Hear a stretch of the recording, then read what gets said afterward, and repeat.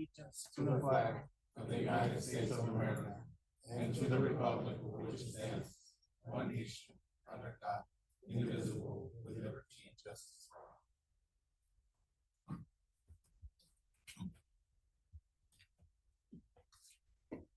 Roll call. Mayor Gerardo Anaya, Present. Vice Mayor Juan Castillo, Present. Councilmember Lorena Delgadillo, Present. Councilmember Jesus Roldan, Present. Councilmember Luis Galindo, Member Miguel Villalpando, Present. Councilmember Marta Gonzalez. Present. Mayor, you have a quorum. Thank you. We're gonna move on and call to the public. Anybody from the public want to address council? Alexis Leggett.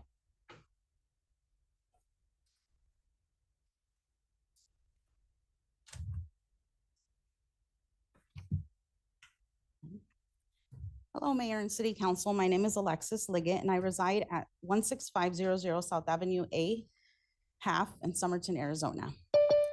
As I was reviewing tonight's agenda, I noticed several significant investments being considered, including a Somerton sign that's nearly $50,000, the proposed pickleball courts over $157,000, and the $20,000 towards a partial museum conceptual design that will guide a multi-million-dollar project. These are meaningful investments in our community, and I think they highlight an important question about how we prioritize funding across all residents. I want to respectfully emphasize that accessibility under the ADA is not an enhancement. It is the minimum legal baseline. It is the foundation for equal access in our community. We teach our children to follow the laws. Let's lead by example. When we see projects funded in the tens or hundreds of thousands of dollars with even larger investments on the horizon, but accessibility is missing or delayed, it raises a serious concern, not about resources, but about priorities. It becomes difficult to reconcile how we are prioritizing investments, especially when it comes to meeting legal obligations that ensure equal access. This results in real exclusion, meaning some members of our community simply cannot participate in some spaces. I also notice on the agenda materials that the city is moving forward with pickleball courts based on growing demand. I think it's fair to ask what data is being used to define that demand. Because demand for accessibility is not speculative, it is established in federal law. These protections were put in place because people with disabilities were historically excluded. And yet, more than 30 years later, many communities are still working to meet even that baseline. So if demand is being used to guide spending, I would ask that legally recognized needs like accessibility are given at least the same, if not greater, consideration. I also want to acknowledge that this month is recognized as Autism Awareness Month. Children with autism face significantly higher risks around water, including 160 times more likely to drown. That's right, not 5, 10, 15, but 160 times more likely to drown. I would like to ask how we as a community are working to address that, whether through inclusive swim programs, water safety education, or life-saving resources that are accessible to all families, but targeted towards the most vulnerable population. This is where I believe we should be investing, along with inclusive projects meant for all. I'd like to respectfully ask that you consider this and really give a thought to the spending that's being proposed. Lastly, I want to sincerely thank the city for committing to move forward with an inclusive play project. I've got several interested parties ready to go, so I'm looking forward to meeting at the end of the month or sooner if you're available. I'm truly excited about what will become a space where everyone can participate and no one is left on the sidelines. Thank you for your time, and as always, please feel free to reach out to me. Thank you. Thank you. Anybody else from the public? Alexa Leggett.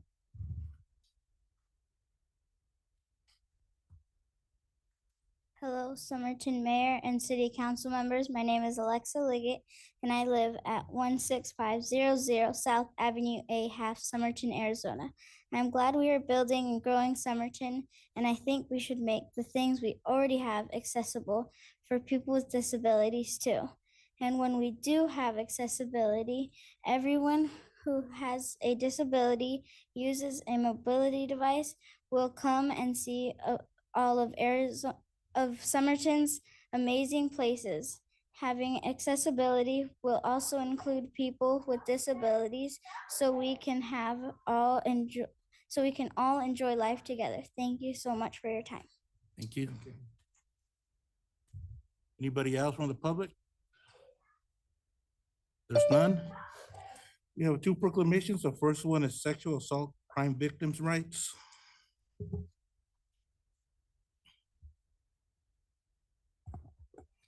Whereas communities across the nation observe Sexual Assault Awareness Month each April to raise awareness about sexual violence, promote prevention, and support survivors. And whereas communities also recognize National Crime Victims' Right Week, April 19 to the 25th, 2026, to honor victims and survivors of crime, acknowledge the progress of the victims' right movement, and reaffirm the commitment to ensuring victims' voices are heard and their rights protected.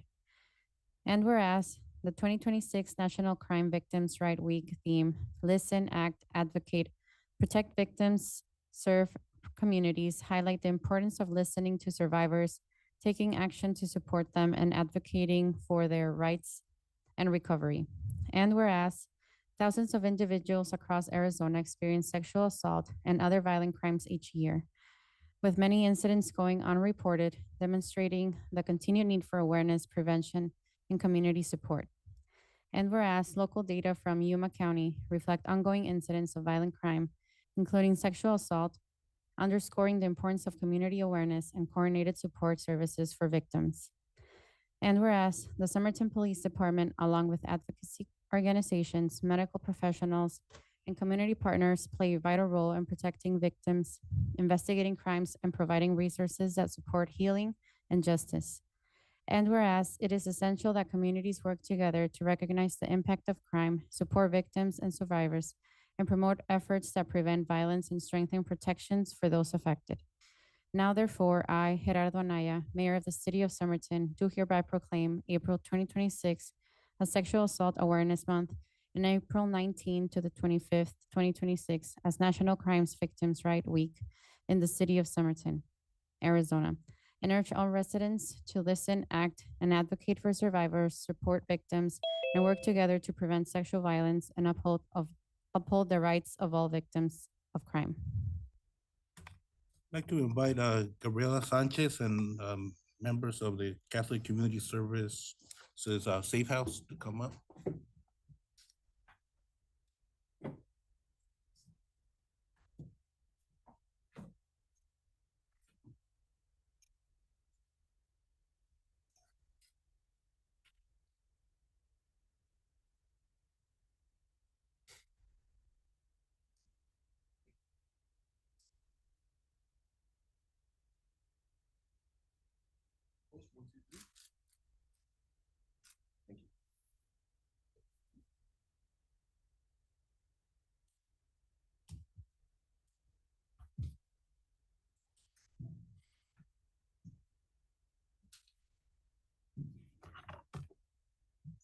Thank you. Do I have to say my address? Gabriela Sanchez. Does she? No. No, Oh, right. okay. I'm like up the hill. I look at the attorney, so like. I'm like, so I'm Gabriela Sanchez. I'm the facilitator of the Domestic Violence Task Force here in Somerton. And one of the biggest things is we try to bring different agencies and us, the police department, that they're not alone, that there's agencies and people to help. They shouldn't do this alone. So we're doing a walk Denim Day on the 29th. And wearing denim is so important because you're taking a stand against domestic violence. Sexual assault. It doesn't matter what you're wearing. It does not invite sexual assault or consent. And that's one of the biggest things that when I educate the teenagers or college, it does, if she said yes, but then she said no, then it's no. And that's one of the biggest things. And please share, we're gonna have a walk at Bushmasters on the 29th from 5 to 8. And I'm Gabriela from Catholic Community Services. So if anybody from here wants to attend and support, you're more than welcome. Thank you. We have the second proclamation, Autism Awareness. Whereas autism, the fastest growing development disability in the United States, affecting more than 3 million people, is an urgent public health crisis that demands a national, state, and local response. And whereas autism is the result of a neurological disorder that affects the normal functioning of the human brain and can affect anyone regardless of race, ethnicity, gender, or socioeconomic background.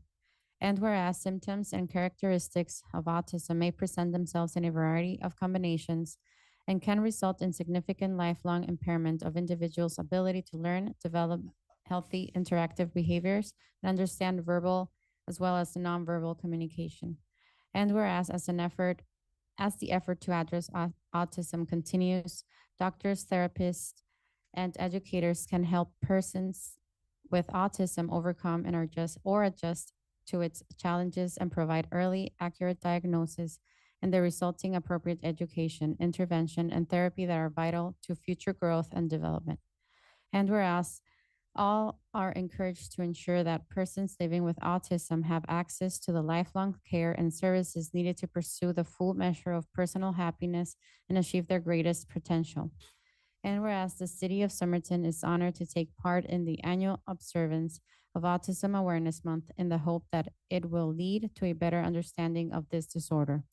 Now, therefore, I, Gerardo Anaya, Mayor of the City of Somerton, do hereby proclaim April 2026 as Autism Awareness Month and join the nation and other local governments in recognizing April as Autism Awareness Month as a symbol of our commitment to creating a culture of disability awareness and inclusion for all members of our community. Would like to invite Exception Student Services Booster Club and Omar Duron, Superintendent for Somerton School District, to come up and receive the proclamation.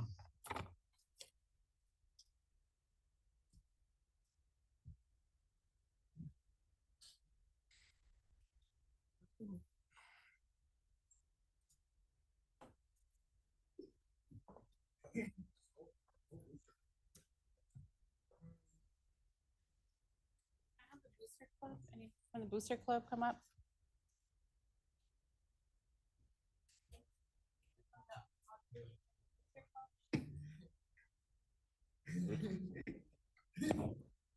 Those 1, 2, 3. Thank you. When's the appointment? Can I have anybody else who's can I have anybody else come up with?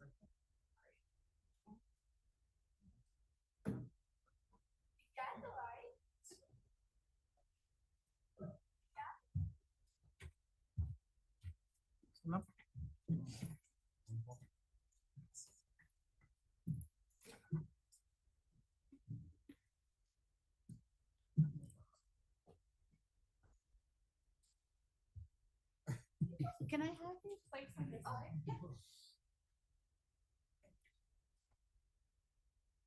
Nice hat.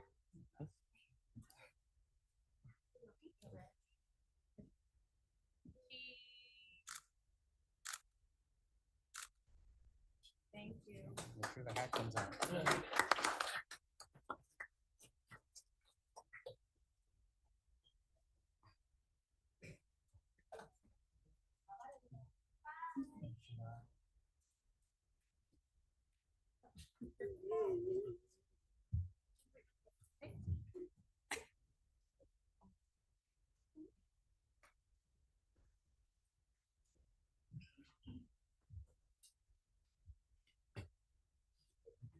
Good evening, everyone. My name is Gabriela Guzman.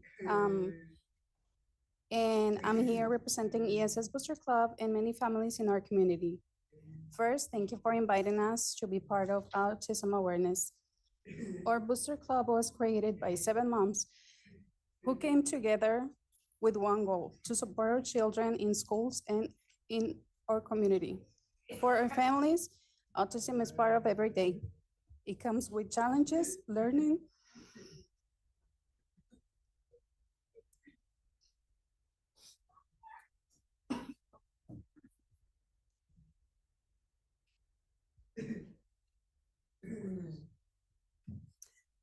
learning growth, and also many beautiful moments.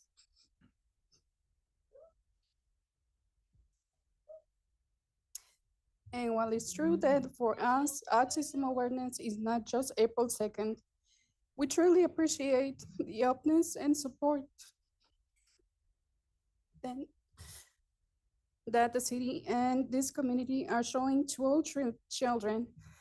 Moments like this help us create understanding, inclusion, and acceptance.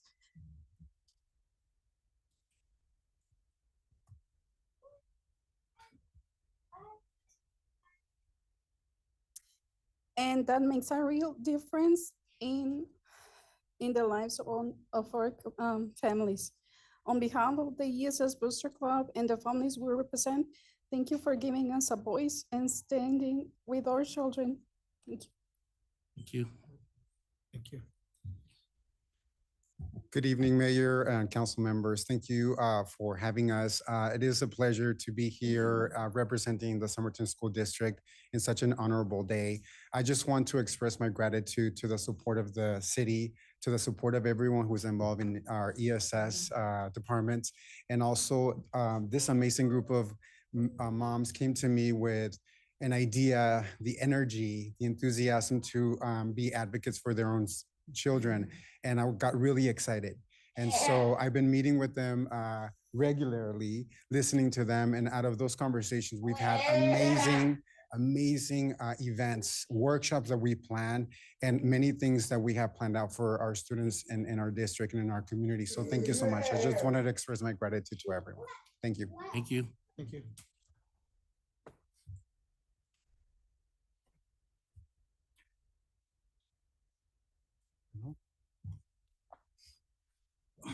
We have a presentation recognition of individual student athletes at the first wrestling state champions and the Somerton High School Girls Wrestling Team as state runner-ups at the Arizona State Wrestling Championships, both representing historic achievements in Somerton High School history. So yeah, we have this recognitions for the student athletes. Normally, we wait till the end of the year to recognize outstanding athletic achievements, but this one's special. This is the first state championships from Somerton, and also placements after only 3 years of existence. So the city is very proud of the student athletes. First, I'm gonna ask the individual state champions to come up. First is Jaden Preston.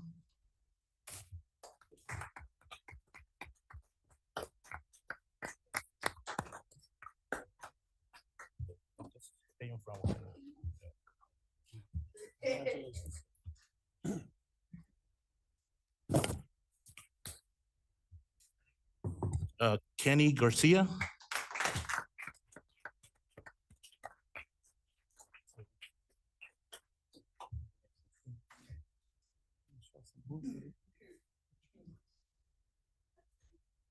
And Annette Preston.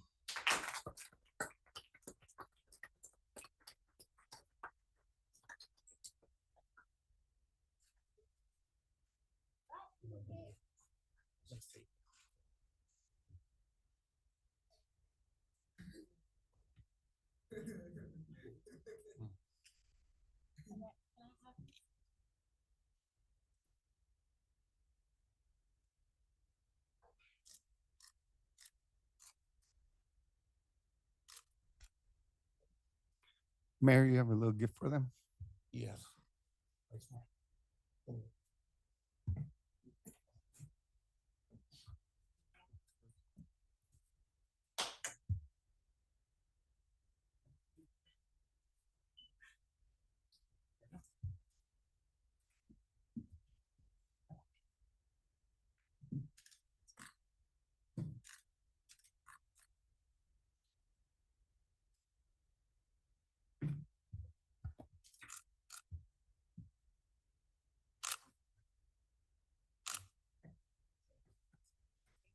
Congratulations. Congratulations.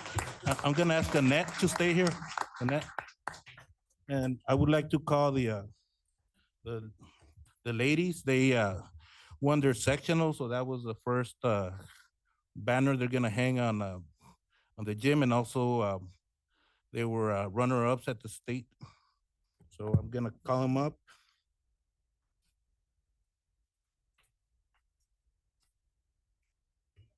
If Daniela Ramirez is here, Ariana Villafaña, Jordan Isla, Briela Reynoso, Yajaira Verdugo, Saraí Peña, Annette Preston, and Gianna Naya, if you can come up.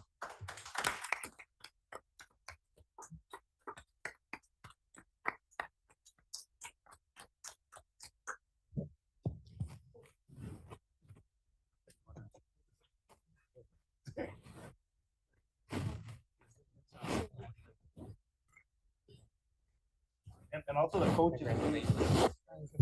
Coach Nunez, Polanco, Crab, superintendent, no, the principal.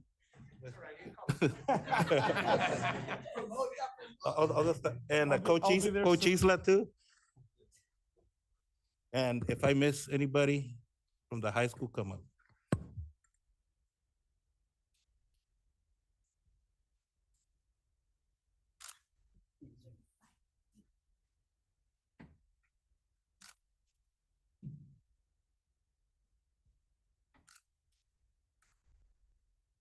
I'm gonna ask the boys to come up. Give me 1 second.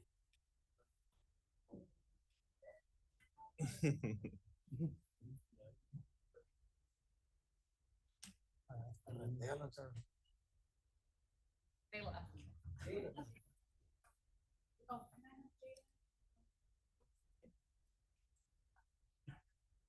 What the Photoshop of me.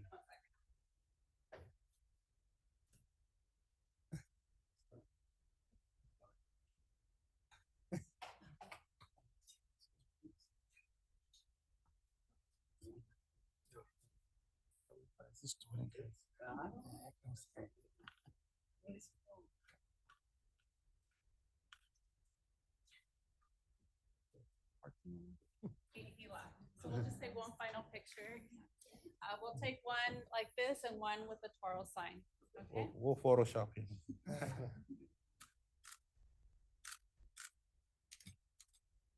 Okay, and then at 1, 2, 3, can I get the Toro sign?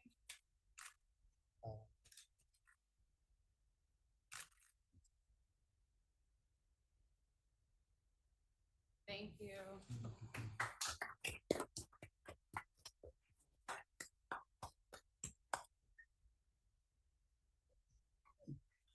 Polanco, I know you want to say a few words.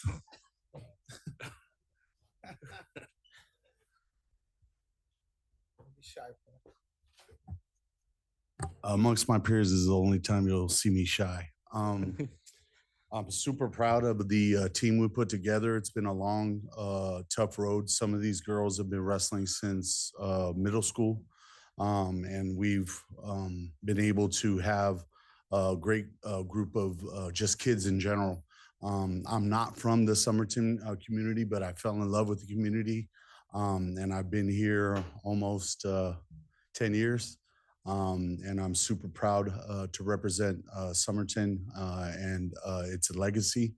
And I look forward to bringing home more next year. Hopefully, we'll bring a first place. Thank you.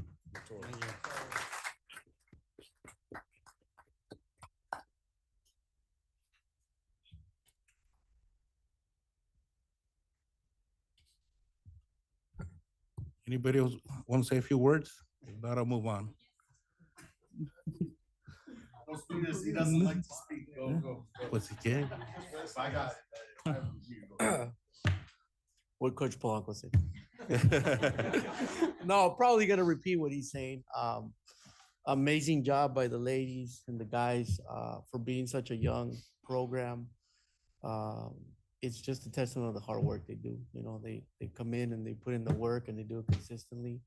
And with times the results have shown. And it's just like, it's a testament to the culture in the room. Like they don't want to miss practice. Like they're missing out on little things like this because they want to be in practice, right? They're staying focused on the ultimate goal, and they're doing the right stuff to get there. And just real proud of the whole, the wrestling team and the community, because a lot of the moving pieces too involves the community, the parents.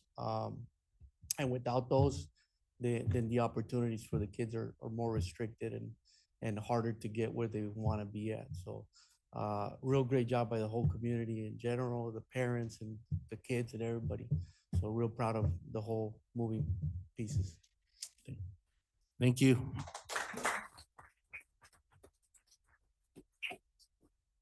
And everybody's welcome to stay, but if you leave, we're not gonna be mad, okay?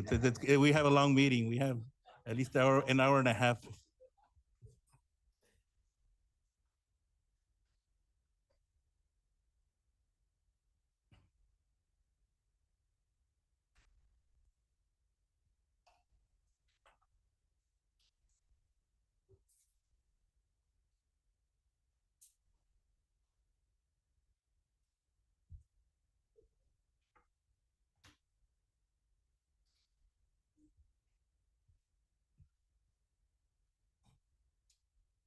We have 3 items in consent agenda.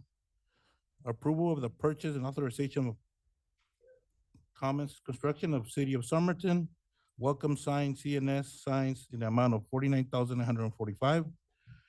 Approval of the request for qualifications to Maya Construction for design build services of Municipal Pickleball Courts at Council Park in an amount not to exceed $157,250, and approve the use of CIP project savings to cover the budget difference. Approval of lease agreement with option to purchase between the City of Somerton and La Bodega Kitchen and Bar LLC, owned by Ruben Walshe, for city-owned property located at 346 Main Street pursuant to requests for proposals, and authorizing the city manager to execute all necessary documents. Does any member of council want to remove an item from consent agenda?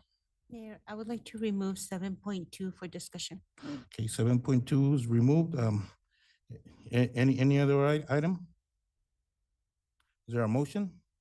Make a motion to approve consent agenda as stated. The motion by Vice Mayor Castillo, Second. second by Councilman Roldan. All those in favor? Aye. Any opposed? Motion carries.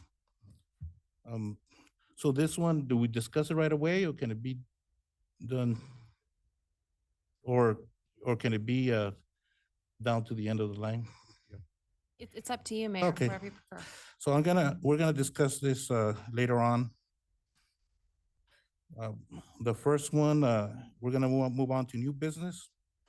Discussion of possible direction regarding the renaming of Cesar Chavez Avenue and the reassignment of Cesar Chavez Day as city holiday. Good evening, Mayor, Vice Mayor, and Council. Saul Albor, Community Development Director. And the item before you on the agenda is a 2-part item, actually, that's going to be co-presented by myself and by the HR Manager, Terry Trujillo. The topic is Cesar Chavez roadway and the Cesar Chavez holiday. Mayor and Council, as you're aware, there's been national discourse regarding Cesar Chavez. So staff was tasked to look into the possible renaming of Cesar Chavez Avenue. Renaming Cesar Chavez Avenue, of course, would involve several logistical and financial considerations, including but not limited to updating city records, updating city maps and GIS systems, coordination with emergency services, police, fire, ambulance, address changes for affected residents and businesses, notifications to utility providers, the post office, government agencies, and of course, renaming all the street signage. So it's not a small task to rename the roadway, but there is a process, and we have an addressing policy in place that covers the process on how to do this. We did a roadway renaming last year or the year before when we renamed Parkview Avenue to Toro Avenue, so the process would be similar to that. And at this time, we have no recommendations for a possible renaming, but are rather asking for direction from council on how to proceed with this renaming. If you just scroll down a little bit, Andrea, please. So the 2 options right now at the moment, Mayor and Council, are option 1 is to maintain the existing street name, which would of course have no impact to any of the factors to consider that I just mentioned. And number 2 would be to direct staff to begin the roadway renaming process, which the first step would be to come back with you with some options. And I would like to inform the council that our addressing policy does not have any specific naming guidelines for this road, actually. It falls outside of the area of the city that you have to name it after either a president or a tree. This one has no limitations, so it could be whatever council decides. Okay, I think we'll hear your presentation and then HRs, and then we'll discuss both options. Or yeah. Fantastic. Yeah.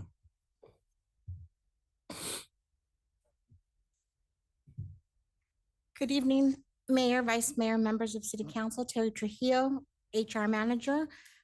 Just a little bit of information. Cesar Chavez holiday was approved on May 17th of 2022 with resolution number 2022-005, which originally replaced the Good Friday half-day holiday for the full day of Cesar Chavez. The Personnel Committee meeting, the Personnel Policy Committee has met and discussed potential updates to the city's holiday schedule within the Employee Personnel Handbook. As part of these discussions, the committee evaluated the current observance of Cesar Chavez Day and considered possible adjustments. One option explored was exchanging Cesar Chavez from a full-day holiday to designating Christmas Eve as a full-day holiday instead of its current status as half-day. While these discussions have not yet resulted in a formal recommendation to the City Council, the matters have been actively reviewed by the committee. This evening, staff presents the following options for Council's consideration for the holiday is keeping the holiday date, but renaming the holiday, replace Cesar Chavez Day with a full day on Christmas Eve, as discussed by the Personnel Policy Committee, making it a full day holiday instead of its current half day. Taking no immediate action and wait for the Personnel Policy Committee to present formal recommendations as part of the proposed update to the Employee Personnel Handbook, including recognized holidays. Staff respectfully requests direction from City Council on how to proceed. Mr. Ojeo, you mentioned that option 2 was the one recommended by the committee. Yes, sir. Okay. Which is replace Cesar Chavez Day with a full day on Christmas Eve. Okay. Thank you. Thank you. Any questions or comments? Mayor, if I may. Yes, Councilman Villalpando. And just for the record, this discussion was already held, the swapping out was held prior to any of the allegations. Is that correct, Ms. Trujillo? We did, yes, that is correct. We discussed this during the Personnel Committee meeting. It started last year in March of 2025. Okay. So, Mayor, I'm okay with that option, since quite honestly, the committee was headed that direction. And as far as the naming of the street, we should consider Avenue F, just because it falls in place with county all the way to San Luis, the way it used to be named prior. Yeah. Thank you. Thank you. You know, I'm good with the option. One thing that, you know, was just thinking, still honoring, you know, the movement and what our community represents. You know, an appropriate name would be a Farm Worker Avenue, and you know, I've seen other communities are doing the same, and it's just we are a farm worker community of farm workers. Most of our families come from that the trade, so I would feel that it would represent Somerton well, and that would be something. But I do agree that we need to take the name out, you know, as it is.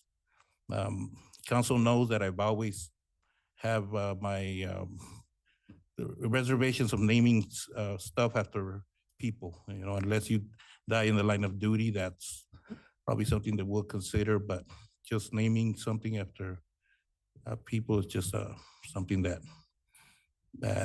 but a farm worker that represents our community, but leave it up to council. Yes, go ahead. You know what, I kind of agree, you know, just something that still represents, you know, the farm workers. You know, I personally like Campesinos Drive or I know Mayor said farm workers, campesinos, just something along those lines to still honor the movement. Because I think a lot of individuals did, you know, provided a lot of support.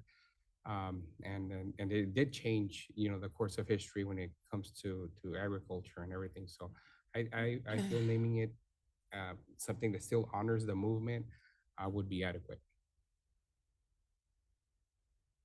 Any questions or comments? Campus. I have a comment. I am in the personnel committee and we did, as Miguel asked, we did consider exchanging the Cesar Chavez Day to a full day Christmas Eve, since they already have half day. And so in reality, they're only gaining half a day off. So that was our recommendation way before all these allegations began. But my recommendation would also be is to just name it back to what it originally was, Avenue F. I do understand what you're saying. My family comes from farm workers, and that's where I grew up, and we were a migrant family as well. But just to keep it as normal, I guess, or as what it was in the past for all these years that I grew up here in Somerton was Avenue F, and I still consider it as Avenue F. My recommendation would be to just leave it at Avenue F. Thank you. Mayor, if I Yes. may. I also agree, reverting it back to Avenue F if we have signs still available, cost savings, I don't know. But I would want to get the cost of all that you mentioned, Saul, just to have that information available regarding the replace Cesar Chavez Day with the full Christmas Eve. I'm also on the committee, and that's one of our recommendations. Any other questions or comments? One more comment, I'm Yes. sorry. Saul, you had mentioned, and Andre, can you scroll down a little? I know that part of you had to do some finding out as far as updating records and maps and address changes affected the residents and businesses. And I drove down the street from point A to point B, and I think there was only like a couple of businesses that face Cesar Chavez Avenue. No homes face the street. So I think in reality, it shouldn't have a major impact, if I'm assuming that's correct. I mean, if I understand if there were many homes facing that street, then yeah, I would understand. But there's only two, if I recall correctly, two businesses that face the street that would be impacted, that we just have to change the name. Is that correct? I would agree with that it's going to be a small number of properties. I don't know the exact number, but it's not very many. It's certainly less than the last time we changed the name of the other street, the interiors of Yepco subdivision. That was more properties. No, but I would agree with that statement, Council. Okay. So do you expect for it to be costly? I would think the costliest thing out of all this would be the replacement of the street signage. Everything else is mostly administrative, and it just takes time. Councilwoman Delgadillo, so if it would be costly, you would leave it at Cesar Chavez Avenue, or is it, so because the question is if we're gonna change it to leave it at Cesar Chavez and change the holiday, or is that cost also? No, it was just a simple question. Yeah. Any other questions? I was gonna ask that question. So what's the timely process to do the changing or the renaming of the street? The time would probably be anywhere between 6 to 8 weeks. And the impact is minimum too, right? Correct. And I also on the holiday, I think that's, I came here a year or 2 years ago to Christmas, and literally there was nobody here. So I think that's a good, well deserved to the employees. Except fire. Councilman Galindo. Yes, it's difficult times with what's happened with Cesar Chavez. I know he did something wrong and, we have to do whatever we have to do. But at the same time, we have to honor those people that work the fields, that work the farm workers. And I feel, yes, it's been Avenue F, and sometimes I get confused, Avenue F, Cesar Chavez. But I think we have to honor those people that are still here, that are loyal, maybe not to the person, loyal to the movement he did. Even though he did horrible things, but he did good things that it made a difference in the agriculture personnel. So I think honoring those people will be, it's simple of changing it. There's like Lorena and Marta were saying, we've been here 20, 30 years, but there's 20,000, not even 20,000, maybe 10,000 people more than we were with back in the day. So, for them, it's not symbolic Avenue F or nothing. So I think it's the time changes are changed, times are changing. I think it'll be nice to recognize those farm workers. I agree with Mayor on farm workers, but it's up to not just Farm to workers me. or campesinos, but Or it still represents the same that movement did for a lot of our families of taking breaks, having the long hose, lazadon, bathroom breaks, everything that I still hear. I used to hear from my grandparents, from my parents. They were not members of the union, but they benefited in some way. So I feel it's very important, at least for Somerton, that here in South County, the Cesar Chavez was recognized, but at least that movement is recognized. So I'm good with campesinos or farm workers. So, I'll entertain a motion, whoever wants to make a motion. It's up to you. I'll make a motion to rename Cesar Chavez to Campesinos Avenue. And what about the holiday? And the holiday as well. I'll second that. There's a motion by Vice Mayor, second by Councilman Rondal. All those in favor? Aye. Any opposed? Nay. Nay. There's 2 nays, Villalpando and Gonzalez. And just for the record, it's only on the name of the street, Mayor. Yes. Me as I'd well. rather go with farm workers and campesinos. Okay. I choose Motion that. carries. We'll come back because I think we have to do a resolution, and everything to formally adopt it. Okay. Yes, I think the action tonight's binding, but for example, we're gonna need to update the personnel handbook. So just know we'll take that action, we'll prepare any documents, and we'll bring those back if there's anything formally needed to get that into effect. Okay, thank you. Item 8.3, discussion and possible action to approve the proposed amendments to the Parks and Recreation Commission bylaws. Yeah. Oh, yeah. Okay, I'll go to 8.3 and then go back. Remind me. Good evening, Mayor and Council. James Jones, Parks and Rec Director. Under the direction of admin, he'd like to discuss a couple changes to the bylaws moving forward, just to kind of solidify some items. Tonight, I have Vice Chair of the Parks and Rec Commission here to kind of present them again to you. And just those changes that we made, there's only 2 of them. Good evening, Mayor and Council. Jesus Cervantes, Vice Chairman for the Parks and Rec Commission. Before you are 2 changes to the existing bylaws. One is moving our internal officer elections from December to the 1st of the year. And the second one is adding a remote authorization for members that can't attend our meetings in person. It does stipulate that it's only available for 2 first come, first serve, but it does allow us to have a better attendance in our meetings, especially those commission members who travel lengthy distances to attend our meetings, because everybody does have different careers that take them all over the county, and sometimes it is impossible to have them attend our regularly scheduled meetings. I also want to note that there is a clarification between elected and appointed. All commission members are appointed by council, and we do serve at your guys' leisure. Elections or elected means being elected internally as the commission itself. So it's our governing officers. It's not the actual commission member itself. I am here to answer any questions or provide any additional information as needed. Any questions or comments?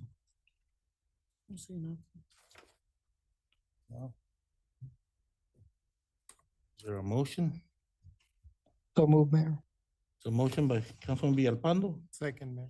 second by Councilman Galindo. Those in favor? Aye. Any opposed? Motion carries. Go Thank back you. to item 8.2. Discussion and possible action to approve the transition from Yard of the Month program to quarterly Yard of the Month recognition program. Good evening, Mayor, Council. This item was also brought to me by the city administration that this was a program that was used to be used and well kind of done. And so I brought it back to council because, or commission to talk about it and see why it failed. What can we do to kind of make it better and bring it back? This was approved by you, but yet again, I'll have Vice Chair Cervantes come up here and give you the history as it was before me and the changes we made. Good evening, Mayor and Council. Once again, Jesus Cervantes, Vice Chair for the Parks and Rec Commission. Before you is a reorganization of the Yard of the Month program. It was initially designed to encourage citizens to beautify their yards, maintain, keep it up, and kind of be proud of their properties. It was initially slated to be monthly throughout the year. Participation was high initially, but then it dwindled down for lots of reasons. Because of that, we're recommending that we move to a quarterly Yard of the Month to make it easier as far as both logistically, administratively. This would also work in conjunction with the various Yard of the Month that are specifically identified for seasons. So you have your winter, fall, spring, and also holidays, major holidays, like the Spooky Yard of the Month or that'll be additional to the Yard of the Month, but it'll be working in conjunction with it. The major changes are moving from monthly to quarterly.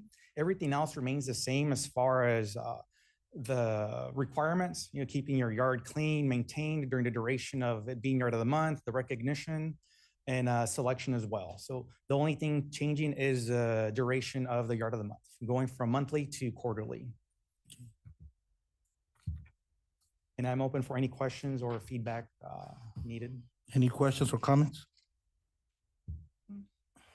Is there a motion? I'll make a motion to approve the transition from the Yard of the Month program to the quarterly Yard of the Month recognition program. So motion by Vice Mayor Castillo, Second, Mayor. second by Councilman Roldan. Those in favor? Aye. Any opposed? Motion carries. Thank you. Thank you. You're not gonna say a few words, Mr. Jones? No? Okay, item 8.4, discussion and possible action to approve selection of LEA architects for RFQ 2026-007 Museum Conceptual Design Services, and authorize staff to enter into contract negotiations for professional service in the amount not to exceed $20,000. Good evening again, Mayor and Council. James Jones, Parks and Rec Director. This was a CIP assigned to the Parks and Rec Department to get conceptual museum design. This isn't for full architectural design, it's just conceptual. And this could be used later on to kind of present to our residents and other grant opportunities as this. In accordance to Title 34, the RFQs was written and submitted. It was also advertised in the Yuma Sun. It was out for approximately 2 months. At the end of that 2 months, we received, oh man, I should know this off the top of my head, sorry. We received 8 total submittals. The committee of 3 went through the submittals and scored them and shortlisted 4 architectural firms. From there, we had a meeting with the architectural firms or an interview and where they presented some of their ideas. And then LEA was scored the highest. Let me get to the bottom of the page. Sorry. I have submitted in the packet all the submittals as well as the score sheet for your guys' review. LEA is actually attending the meeting right now. So if there's any questions from them, they'll be happy to answer too if I cannot answer them. Any questions or comments? Mayor, I have a question.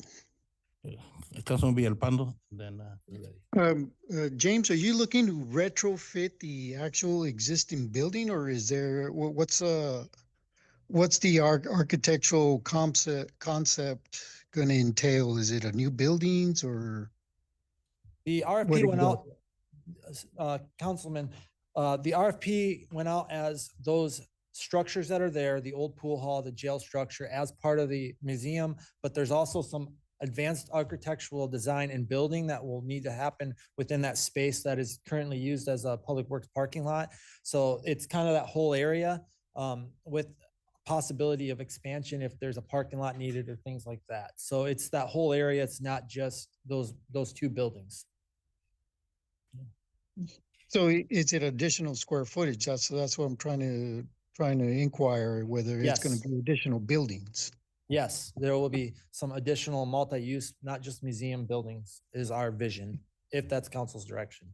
Okay, because originally when we first brought this up, I thought it was just using the existing building and sure, making improvements around it. But adding square footage, more square footage to a museum when we don't know how much capacity is needed, I'm afraid that a project like that might just sit on the shelf. I mean, we've already seen it in the past where we did a downtown redevelopment and it's been sitting on the shelf for an extended period of time. And that's my biggest concern.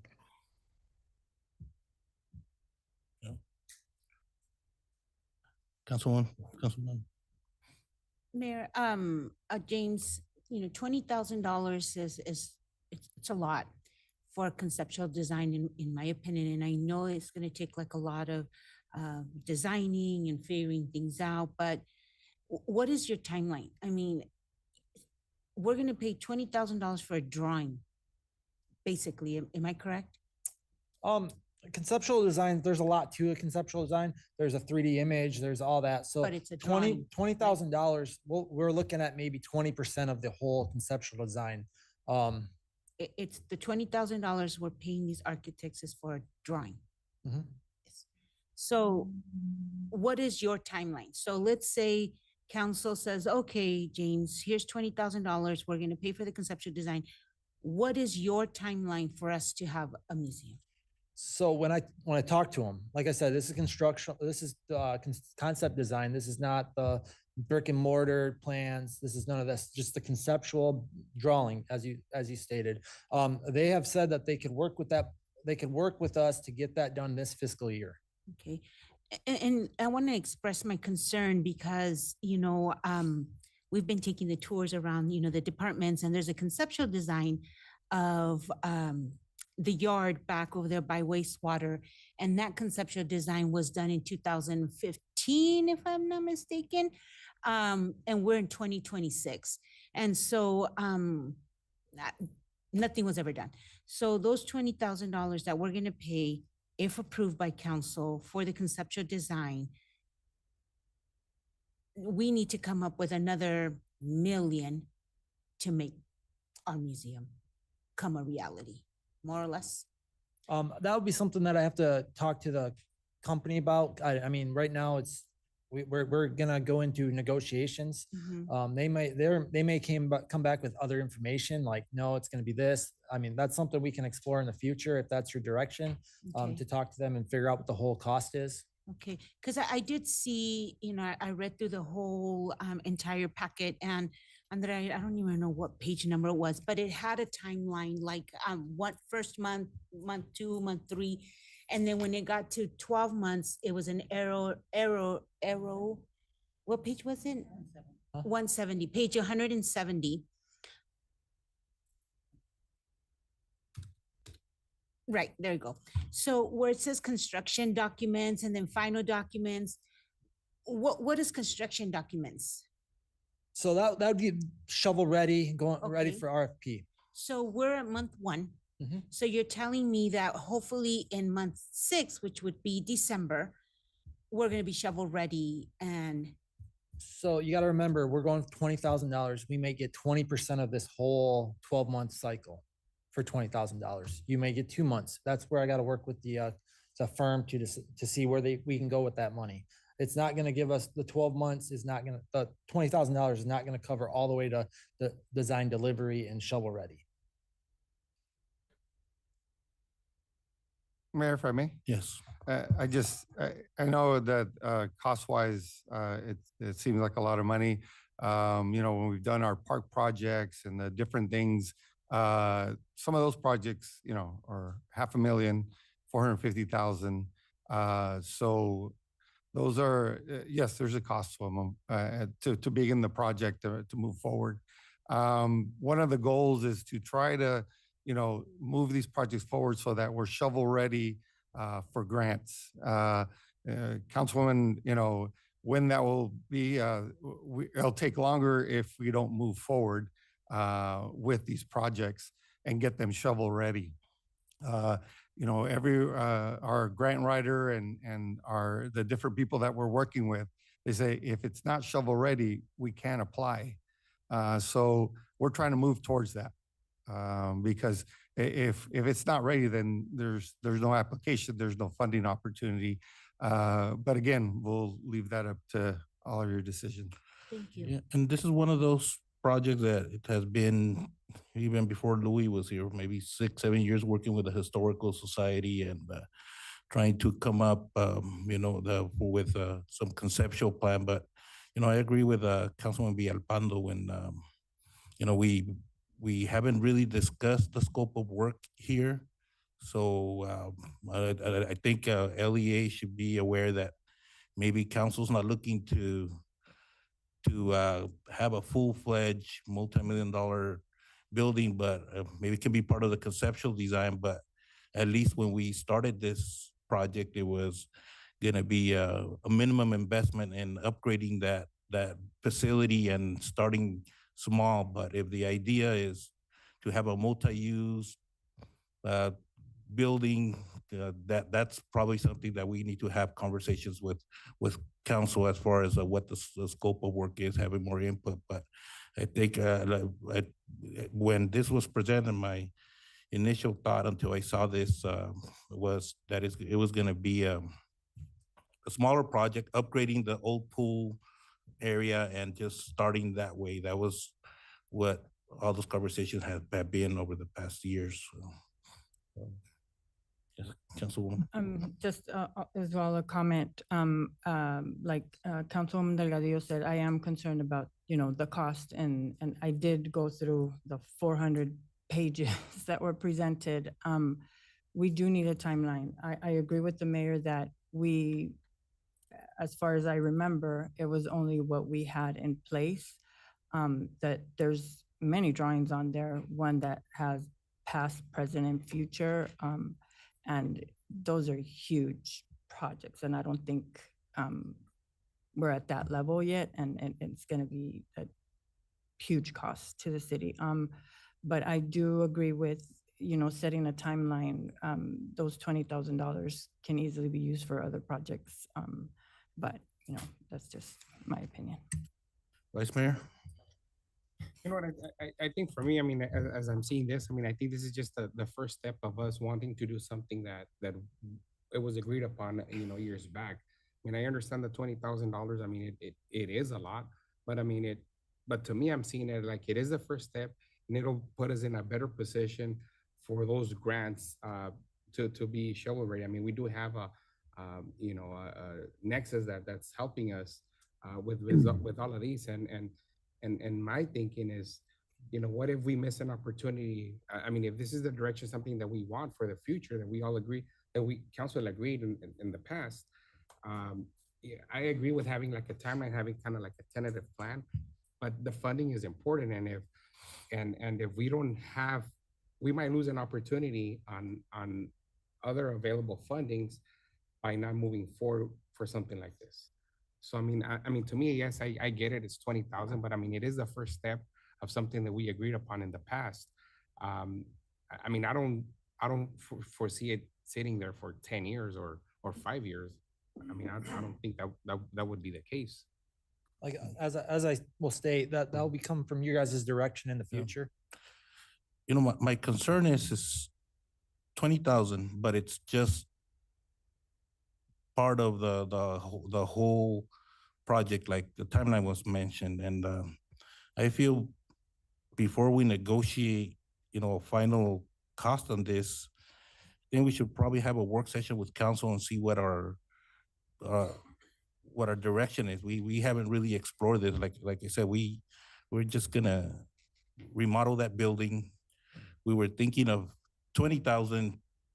That this was 6 years ago, just to retrofit that. And I understand that now it's more expensive, but we've been talking also about, you know, our shelter and having it multi-functional. So I think before we start, if it was 20,000 for just a conceptual plan and that's it, but this is just for this fiscal year, then we're looking at additional funding next fiscal year. I think that's what gives me pause. I think, like it was mentioned, we have a lot of needs. We have other projects that are similar in nature to, so I think we gotta iron out our scope, or when this projects come about and we put RFPs, council should have a little bit of input as far as what it's going to be, because yeah, we have something of, if it was 20,000 with conceptual, and then that's fine, but this is just this fiscal year, and we're looking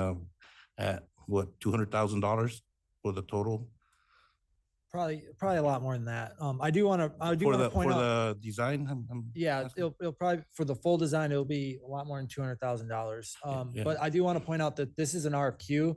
Mm. This isn't like a scope of work. This is just asking for qualifications, what they've Okay. done in the past, and then reaching towards negotiating with them of what can you provide us with that money. This isn't like a full design. This So I feel that if we have a work session and maybe give, I guess, our direction as far as what we envision seeing there, maybe inviting the historical society and what it is, and be realistic of what we can maybe have something that if we used our 0.8 fund, that's what we're gonna build. But if there's funding available, you know, through grants, then maybe have different phases, whatever, but that's probably something that we can look at. I don't know what the rest of council. Mayor, if I may. Yes. And I agree with you 100% with everything that you said so far. I mean, my biggest concern is for them to come up with this conceptual design that looks awesome, but we won't be able to afford. And it sits on a shelf. That's my biggest concern, because we also have to be realistic. I've always used this analogy. Why am I going to look at a Mercedes when all I could afford is a little Honda Civic? You know, and that's a little unfair for LEA, for us to put them in that situation where we don't provide that direction.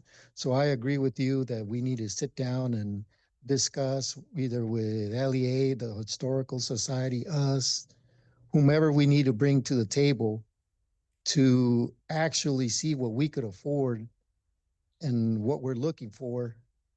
And so that way this end product is feasible, and we could get it off the ground instead of just having it sit there on the shelf. We have to explore at financing options or grant options, you know, but we do have to figure this out. So do we want to continue this item? Table it?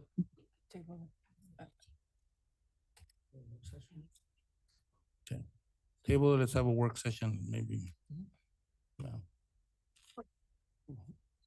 So Mayor, I was just, sorry, I was just conferring with the manager for a minute. So we already did the request for qualifications. So yeah, if we want to do a work session, I guess just make sure staff is aware.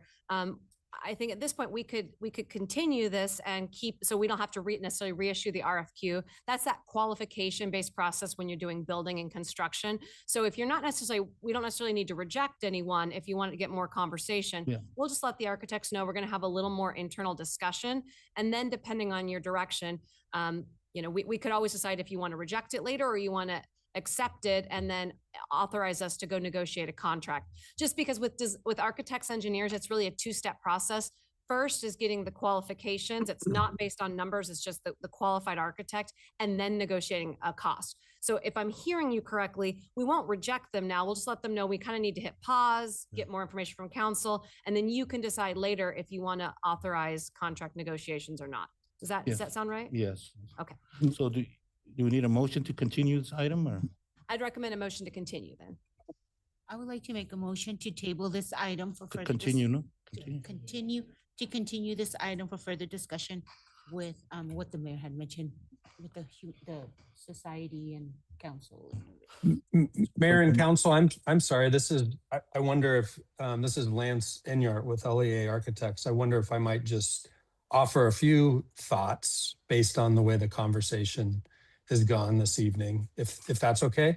Yeah, go ahead, Lance, and welcome back. Yeah. LEA Architects designed this city hall, so very qualified. Welcome back. Thank you, Mayor and nice building. Members of council, and it's so great to see so many familiar faces. And I'm just so impressed with the commitment you all have to your community, and also impressed by the performance of the wrestling team. My son's a big jiu-jitsu guy, so I can appreciate what that means. But just in listening to some of the dialogue and in the very preliminary conversations with James, our understanding of the intent of this concept design is to really do exactly what you're describing, and that's to figure out what the scope of the project wants to be and develop a concept design around that scope. And it very well might be the initial phase is limited to the rehabilitation and refurbishment of that historic jail structure. After all, that's part of Somerton's unique history and actually has some pretty cool bones. It's an interesting and worthwhile structure that deserves to be saved and could be very appropriate for use as part of a broader long-term vision for this museum. So maybe the front end of the project, the early phases, are more modest. But I think what this concept design allows you to do is see a broader or grander vision and also be able to then think about what the costs are for that broader vision, and then also think about how you can phase it. Because maybe the grant opportunities or the funding opportunities for the initial parts of the project are modest, but kind of the build it and they will come type scenario where it gets momentum and support, and you have a vision for what the broader master plan might be. So that was what we were thinking about when this RFQ came out, that it was to help you define that vision and also define costs for the different phases of that project. And absolutely a meeting with the Historical Society, senior leadership within the city, and any other stakeholders that might be part of this important cultural institution for the city would be part of that process. And I guess I'll just end on, we've done that similar thing like recently for the Sedona Fire District. They were able to encumber some remnant pieces from the Twin Towers, and we happened to be finishing design and construction on a new fire station for them. And then they had the idea, hey, what if we created a memorial and a museum as part of the project? And so we generated renderings and concepts that they then used for fundraising, which enabled them to then realize the project as part of the fire station delivery. So all that to say, we're willing and able to work with you in any capacity you'd like us to, and think about, more subtle or modest initial beginnings and how that could be realized in an early phase, but also be thinking about what is maybe the 50-year vision for this museum and what might that look like as the city continues to grow and expand. So anyways, we are so blessed and so proud to have been selected for this RFQ. And just, I wanted to say we're willing and able to support you in any capacity that you feel fit, and look forward to that opportunity. Thank you. There's a motion by Councilwoman Delgadillo, Second, Mayor. second by Councilwoman Galindo. Those in favor? Aye. Any opposed? Motion carries. We're gonna go back to item 7.2. Approval and request for qualifications to Maya Construction LLC for design build services for municipal pickleball courts at Council Park in an amount not to exceed $157,250. Good evening, and Mayor and Council. This is another CIP that was assigned to Parks and Rec. I do want to give you a history of it. The RFQ was originally released in December 2025, advertised in the Yuma Sun for 4 consecutive days in accordance to city procurement code. Due to no proposals, we had to go back out and re-advertise in February with an additional 4 more days in Yuma Sun. Staff formally advertised, and then we went out and asked other municipalities, hey, who are you using? Got those contacts and started reaching out for them. We had a lot of issues with getting submittals. At the end, at the last hour, we finally got one from Maya Construction.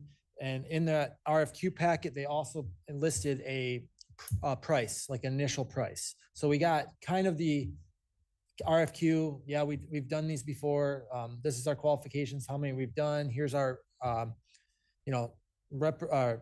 the people that we've done this work for. And then they actually gave us an initial cost estimate of how much it would be. So due to procurement time and prior solicitation, we were able to get a solid price of $157,250. The budget for this was $150,000, and the overage will be covered with other CIPs that we did save on, such as the Perry Field lights and the youth center improvements. Okay. Any questions or comments? Mayor, I have a comment. Councilwoman Delgadillo. I asked you to pull this item is because, I had a problem with 20,000. You can just imagine, I do have a problem with the 157,000. And more so because I would like James to put on the record or Chona, the funding source is coming from 0.8. And I think that the community needs to know what it is. And, it's just so much money. Sometimes we think that, it's just one pot and we have 157,000 just laying around. When we see other necessities and priorities that we have within the city and the departments that are needed. Chona, can you please explain the funding source and why we have the 157,000? Yes. So, Chona Medell, Finance Director, Mayor, Council, the 0.8 portion of your budget, as far as the CIP budget, as far as the city's budget, is recommended for, what I was told was recommended for a portion of CIPs that councils provided amenities for the city. It is obligated, it is budgeted. So that funding source and that pot of money is for those types of projects. When it comes to situations of items that need to be handled for operations and maintenance of facilities and all the other items that you guys are seeing when you're taking these tours, we will establish funding for that as well. There are 2 separate pots of money, and your fiscal 26 CIPs for 0.8 have been approved back in July of 2025.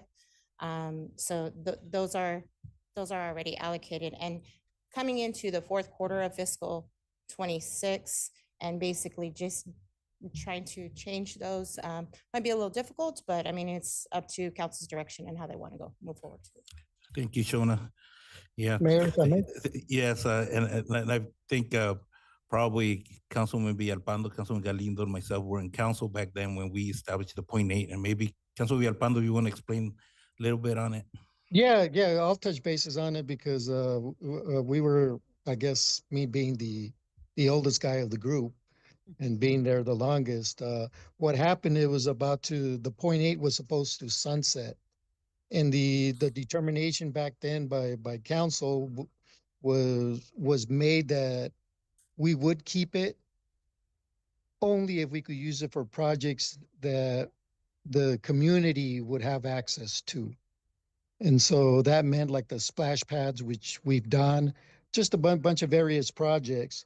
And so the .8 is still part of the general fund, but it was always kind of tracked separately in order to accomplish the intent of it of keeping the .8, which was providing projects that could assist the community. Because back then, you know, money was scarce for Parks and Rec activities and stuff like that, or amenities for Parks and Rec.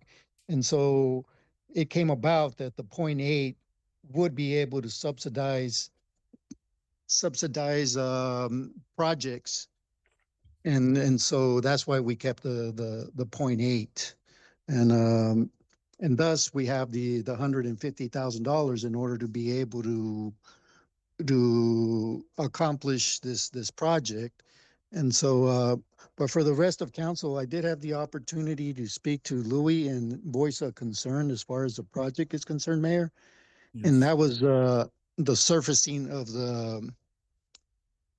of the court itself. I'm a firm believer that if we're going to do a project, let's do it right. I know it's probably going to inflate the price a little bit, but the the paint coating, I don't think it's gonna work. It's gonna cost us a slippery surface. I already see that at Joe Munoz Park. Although we do have the community center and the gym in there, I choose to play outdoors at Joe Munoz Park.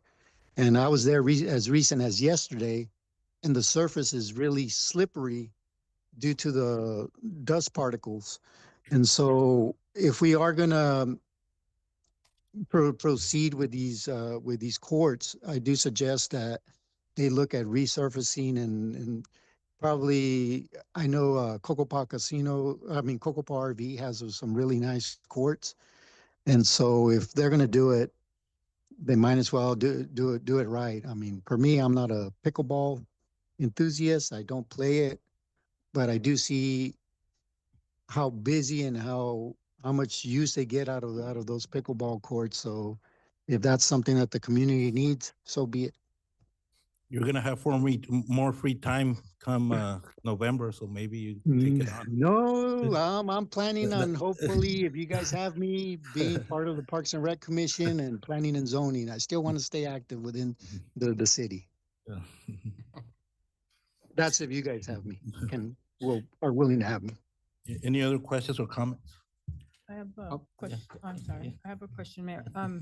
Being what Councilman Villalpando just mentioned that about I don't know anything about this sport either. The resurfacing of the slab of cement. You guys are gonna have to come back with a new Change order. number or yeah. Yeah. Well, I say you don't necessarily even need to do a change order. I just want to be clear. This is a design build. And so on this type of procurement, you can actually sit down. And so it really was a qualifications base. So you sit down and say, I think you're the right person. They kind of went above and beyond and said, here's what we think the cost will be. But before you would actually order the project, they have to give you what's called a guaranteed maximum price. So if during discussions of the design, we say, we want to change the paint, we think that's going to be slippery, they're going to come back to us with an updated number, and they have to promise that's going to be their guaranteed maximum price, and you would have a chance to approve that. So we don't even necessarily need a change order because they still have to finish the design with us. They've just given us the basic parameters of what they think this would cost. And it would come back to us. Any other questions or comments? Is there a motion? I'll make a motion to approve the request for qualifications RFQ 2026-006 to Maya Construction LLC for design build services of municipal pickleball courts at Council Avenue Park in the amount of $157,250, and approve the use of CIP project savings to cover the budget difference. So motion by Councilman Castillo, no, Vice Mayor Castillo, sorry. Second by Councilman Roldan. Those in favor? Aye. Any opposed? Motion carries. Thank you.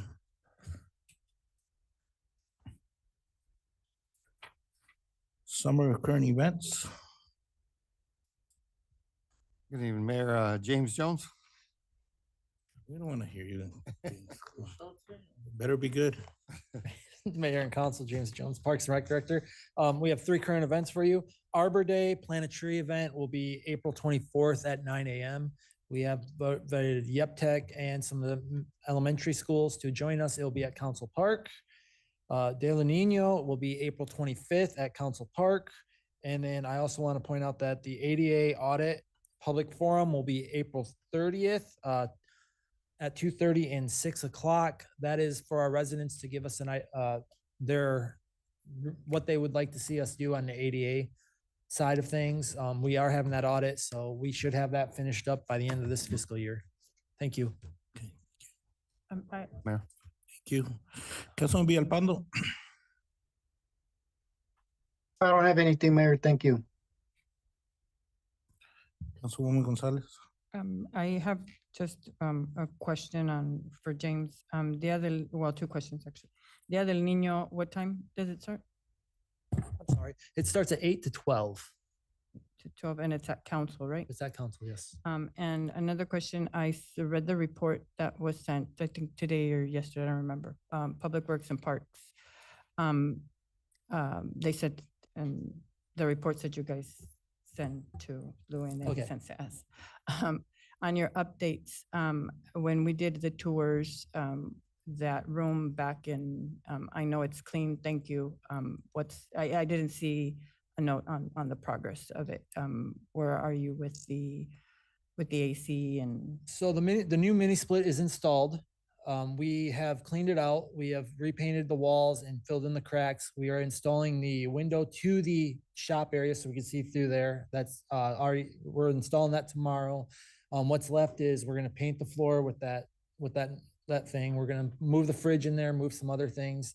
We're inspecting that to be operational in 2 weeks. Okay, thank you. Councilwoman Delgadillo. I attended participated in the parade, which was great. The attendance was quite low, which really surprised me, but I know that there were other events on that day as well. So great job to all the departments that participated and were there. That's all I have. Councilman Galindo. I don't have anything, Mayor. Thank you. Councilman Roldan. Yes, FYI, there's a former Somerton citizen who's playing professional pickleball. He's doing a pretty good job. So maybe we can invite him when those things are bad. So Better be resurfaced. We don't want him to slip and fall. Vice Mayor. I have I'm scheduled to meet with the YMPO on April 16th, so they can fill me in on everything, and planning to attend those meetings the 4th Thursday of every month. So I'll be getting all the information and getting updated on everything that's happening, and I'll be providing you guys a report for the next meeting. That's all I have. And we attended the Capitol tour. We met with the league and with the legislators, and we advocated for projects that are good for our community. I think the big one was the repavement of Main Street. That's something that we hear, and it's $11 million that it's going to cost the county, but it's a county and city project. So that was big. And also want to thank Jasmine for setting up the Gilbert tour. It was eye-opening. I wish the other council members would attend, but it was only Galindo and myself, and it was just eye-opening how their methods of how they're obtained land in downtown and how they redeveloped, and it's always good when staff says something, and if council members can go, because that creates more of a group vision instead of having just a couple members taking advantage of it. But it was great. It was a great eye opening, and they've done some good things. So hopefully we can communicate that in future meetings and what we saw, Galindo. Thank you. There's 3 items in executive session. It's discussion and consultation, city attorney regarding negotiations for the potential sale, development of city-owned property located at 203 West Main Street. Discussion or consultation with the city attorney for legal advice to consider its position and instruct its representative regarding negotiations for the purchase, sale, or lease of the real property are related to consideration of options to land acquisition, exchange involving one or more city-owned properties located generally in the west side of the city between Main Street and Toro Drive. And item 3 is discussion or consultation for legal advice and for the city to consider its position and instruct its city attorney regarding negotiations to purchase, sell, lease, or potential condemnation of real property for public parking purposes are related to the acquisition of property related generally to 1300 block of West Spring Street. Is there a motion to go into executive session? So moved. So motion by Councilwoman Delgadillo, Second. second by Councilman Galindo. Those in favor? Aye. Aye. Any opposed? Motion carries.